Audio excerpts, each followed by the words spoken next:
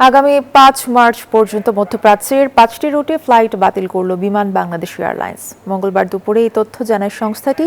Dubai, Abu Dhabi, Sharjah, Dammam, দোহা ও কুয়েতে বাংলাদেশ বিমানের flight পরবর্তী সিদ্ধান্ত না হওয়া পর্যন্ত বন্ধ থাকবে। এছাড়া মঙ্গলবার মধ্যপ্রাচ্যগামী অন্যান্য বিমানের ফ্লাইট সহ মোট ৩৮টি ফ্লাইট বাতিল করা হয়েছে। যুদ্ধ পরিস্থিতির কারণে শাহজালাল বিমানবন্দর থেকে ২৮ ফেব্রুয়ারি থেকে এখন পর্যন্ত ১৪৭টি ফ্লাইট বন্ধ রাখা হয়েছে। এ কারণে বিমানবন্দরে বাড়ছে মধ্যপ্রাচ্যগামী যাত্রীদের ভিড় আর ভোগান্তি। যাত্রী সাধারণকে নির্ধারিত সময়ের ৪ ঘণ্টা পূর্বে এয়ারপোর্টে উপস্থিত থাকার জন্য অনুরোধ করেছে সিভিল এভিয়েশন কর্তৃপক্ষ।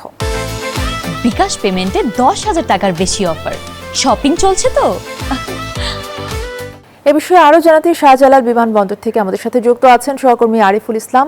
আরিফ, যাত্রীরা যে ভোগান্তি পোহাচ্ছেন, এই ভোগান্তি নিয়ে কি ব্যবস্থা নিচ্ছে সিভিল এভিয়েশন কর্তৃপক্ষ এবং ফ্লাইট স্কেজুয়াল নিয়ে কি তথ্য রয়েছে আপনার কাছে?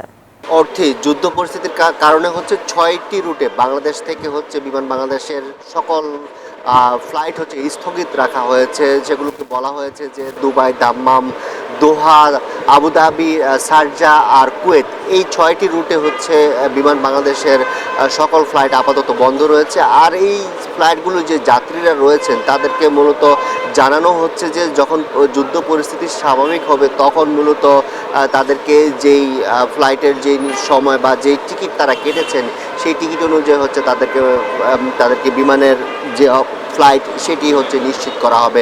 এছাড়া হচ্ছে এখানকার যে ভোগান্তি সেটি নিরসনে আমরা দেখেছি যে বিমান কর্তৃপক্ষ হচ্ছে যাত্রীদের হচ্ছে মুঠোফোনে এবং হচ্ছে বিভিন্ন লিফলেট এবং হচ্ছে এখানে যে নোটিশ বোর্ড এই বিভিন্ন মাধ্যমে হচ্ছে এবং হচ্ছে হটলাইন পদ্ধতি চালুর মাধ্যমে হচ্ছে বিভিন্ন মাধ্যমে হচ্ছে যাত্রীদের হচ্ছে সেবা দিয়ে যাচ্ছেন। একই সাথে এখানে আমরা এর বিপরীতটাও দেখতে পাচ্ছি যে এখানে যাত্রীরা কোনো ধরনের বিমান কর্তৃপক্ষ থেকে কোনো ধরনের আগাম কোনো তথ্য না পেয়ে এখানে এসে হতাশ হচ্ছেন, এমনটাও কিন্তু দেখতে পাচ্ছেন। ২৮ তারিখ থেকে আজ পর্যন্ত এখনও দেখছি অনেকে হোটেলে কাটাচ্ছেন নির্দিষ্ট কোনো সিদ্ধান্ত না পাওয়ার কারণে।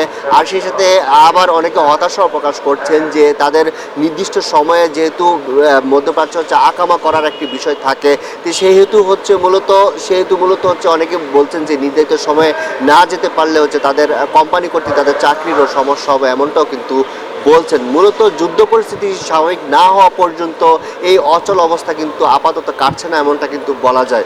এই ছিল বিমানবন্দর থেকে আমার কাছে সবশেষ অর্থেই। ধন্যবাদ আপনাকে। আরিফুল ইসলাম আমাদেরকে জানাচ্ছিলেন শাহজালাল বিমানবন্দর থেকে।